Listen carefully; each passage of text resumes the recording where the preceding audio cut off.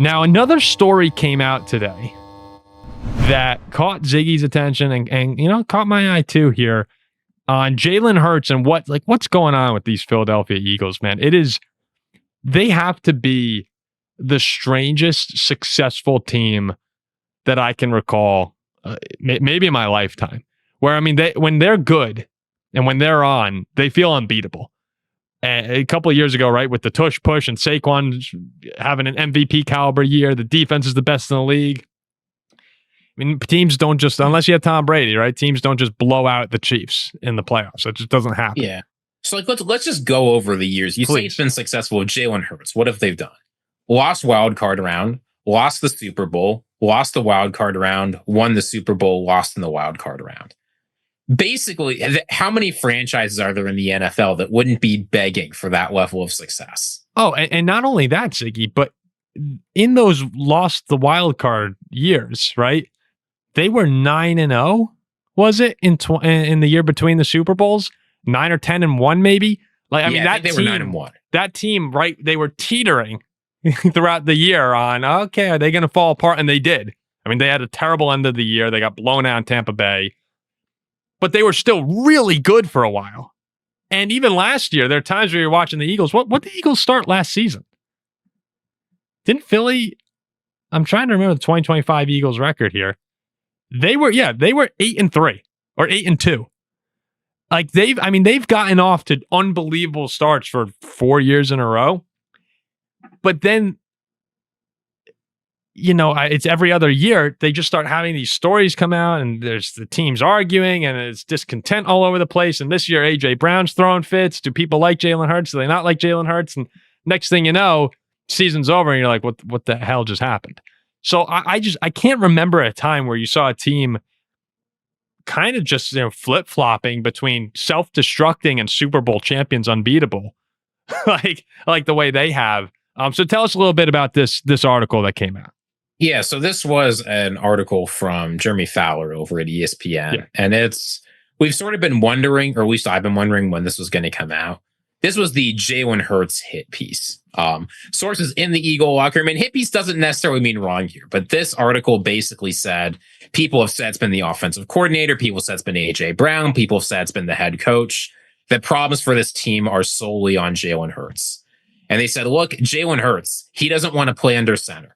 He doesn't know how to play against zone coverage. He has terrible body language. He's not coachable. He pushes back on the scheme. He diverts the play calls on the field, and they're always bad. He's the one who forced us to run four verts on fourth down in the playoffs when we absolutely needed a conversion.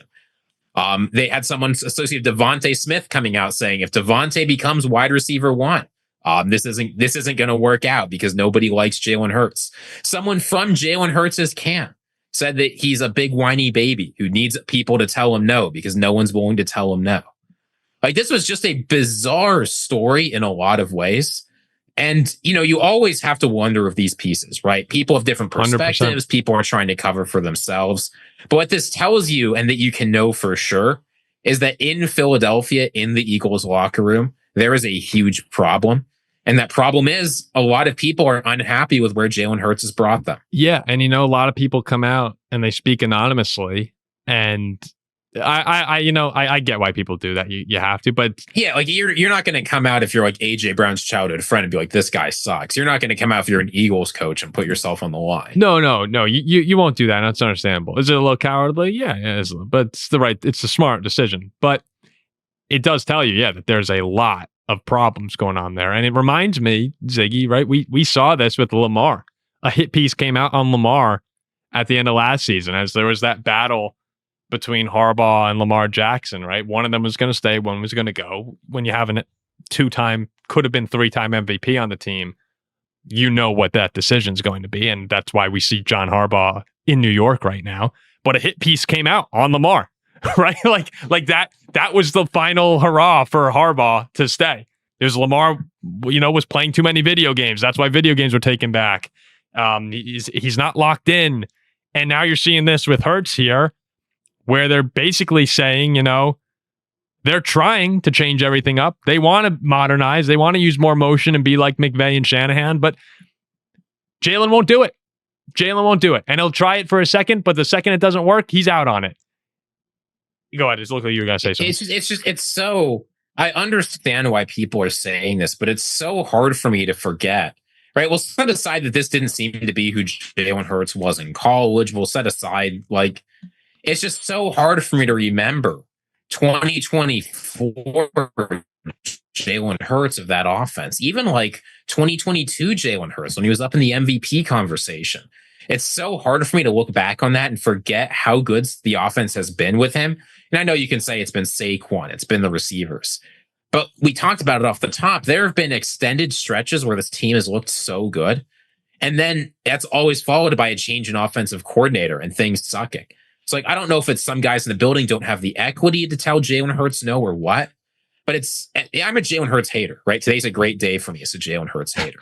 But it's just hard for me to forget how much success this Eagles team has had when we're looking at a piece like this. And I think they even wrote that in the article, right? It's like, Jalen has the 5th highest winning percentage since he's come into the league, something like that. Like, I mean, he's done a lot of winning, and that does buy you, right, some equity here. Maybe it's giving him a little bit too much.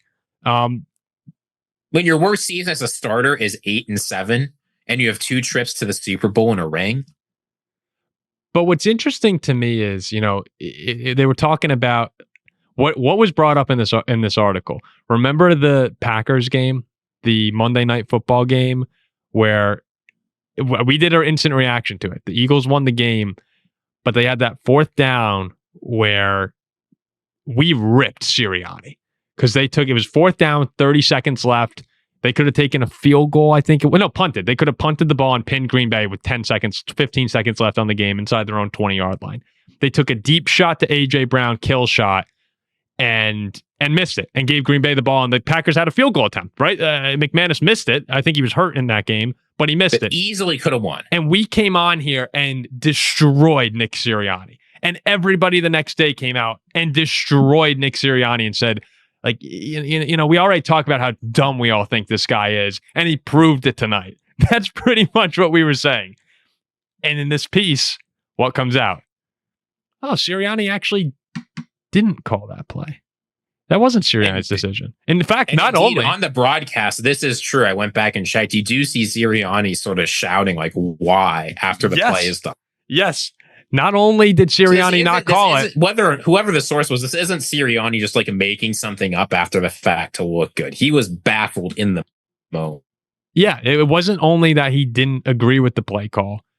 He flat out disagreed with it. And it's just, it makes me wonder, where's this piece coming from? Last year, there were calls for Tanner McKee to be the starting quarterback in the Philadelphia Inquirer. There is clearly a very big disconnect between Jalen Hurts and the rest of the somewhere. Yes, so we know something's going on. AJ Brown's probably going to get traded too, right? I mean, that's a weird situation in and of itself where he's, I'm happy. I'm very happy to be here in Philadelphia. And then, the next second he's on a stream and he's saying how much he hates it here and he's only throwing the football to himself. It's just an ugly situation right now. And it's one that makes you think that this thing is on the verge of blowing up. It really does. And would I be surprised if Philadelphia came out next year and is great again? I guess not, because there's so much talent there. But when you have a piece like this come out, and you have the amount of problems the Eagles have had, it's not a coincidence. So something's going on there.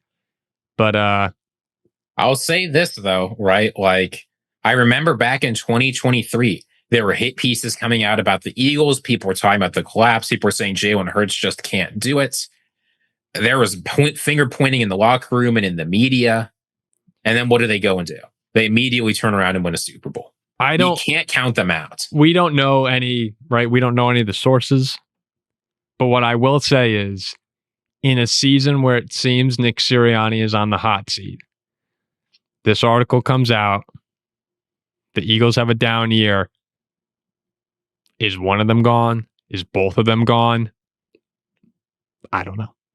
I'm not saying Nick Sirianni. I'm not saying like who's behind the articles, but it seems like a year where Philadelphia doesn't meet the expectations, and the expectations that they've set for themselves are to be highly competitive in the NFC. And if that's not met, heads roll in the NFL.